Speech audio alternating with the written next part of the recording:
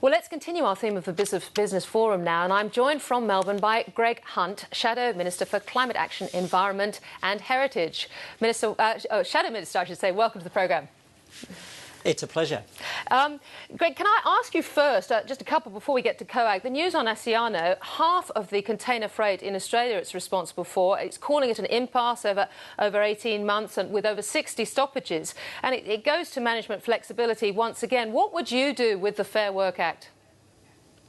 Well, we don't have any plans to abolish the Fair Work Act, and we'll look at the review which the government has carefully. What we would do to deal with the problem of militant unionism, and I think we're seeing an example of that here, is reinstate the Australian Building and Construction Commission. We've seen a rise of militancy. There is a place for constructive unionism, but not for militant unionism, and that's why we need to reinstate the ABCC. I think that's an important step. We think that's an important step, and it's about making sure that we have productivity and flexibility in the economy without militancy. All right, well, we'll see what happens over the next few days there. Another thing that happened today was that, I mentioned earlier in the programme, the New South Wales government has now called on the federal government to abandon the renewable energy target of 20% by 2020 when the carbon tax comes in. What's your reaction to that? Well, we don't have any plans to do that. There has been an issue in relation to the creation of phantom credits.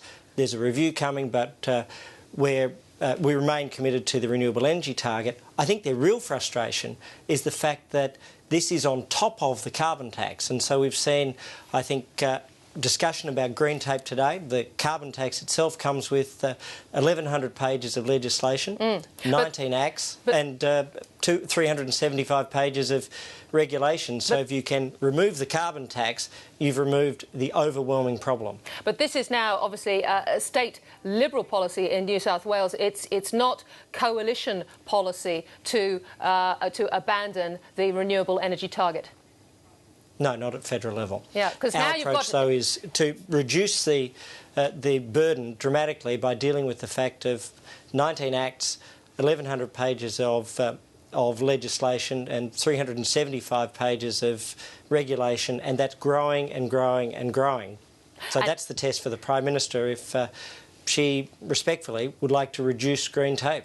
Because now you've got a situation, obviously, where there is a different policy amongst Liberals in Australia between state and federal on the 2020 target. Look, we remain committed to that. If you remove the carbon tax, I think New South Wales concerns will largely be dealt with. At the moment, they've got the problem of a carbon tax and other measures. Let's simplify the situation. As part of the carbon tax, we were doing work today. There are at least 40 different programs, initiatives or bodies involved in its implementation or administration. That is a massive regulatory, bureaucratic burden on the Australian economy, on states in particular. And just today, and I can see the New South Wales frustration, the State Treasurer, Mike Baird, announced that they are likely to take a $3 billion write-down on their electricity assets as a consequence directly of the carbon tax. Turning to COAG, the Business Forum initiatives today, big issue obviously was this streaming of environmental approvals. Government's chewing on this. You've got a new policy there for us. We do.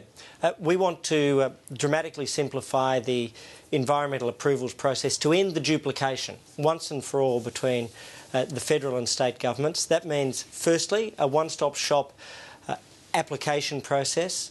Secondly, a one-stop shop approvals process. And thirdly, to try to put in place time limits so as there is a genuine process to get things done, because business has never spoken to us about reducing standards, and we don't propose to reduce standards, but what they do worry about is indecision, delay, things that freeze their capital. And we want fast decisions, maintain the environmental standards, but a one-stop shop process which will end forever the duplication. But have I got this right, that you actually are prepared to devolve the power to the states, essentially, the Environmental Biodiversity and Conservation Act? You're prepared to devolve that decision-making power on the whole to the states? Well, we would like as many decisions as possible to be done through a single process and as many of those to be done through agreement with the states. It's not a blank cheque, but it is an overwhelming commitment to the notion of federalism, the idea of decisions being taken locally where there's the best knowledge, not necessarily in Canberra where there's less knowledge and people may never have visited or seen the site in question. So yes, we do want to make real and significant changes to give much faster approvals and much greater authority at the state level, and I'm upfront and clear about that. But above all else, we want to simplify the process while maintaining the standards. Briefly, that may mean Campbell Newman supports you 100%, but if you don't get the government support, you're going to have trouble in the Senate, aren't you, with the Greens? Well, we actually think that this may be possible to be done now, before the election, and if it's not done before the election, then it can be done after the election. So we will work constructively with the government. Unfortunately, we've seen, I think, about 16,000 new regulations come in and about 100 come out since the 2007 election. This is the chance to reduce regulation whilst maintaining standards, and we will work constructively with the government now, and if they won't do it, we sure will. Greg Hunt, a very good day to have you on. Thank you so much for joining us. It's a real pleasure.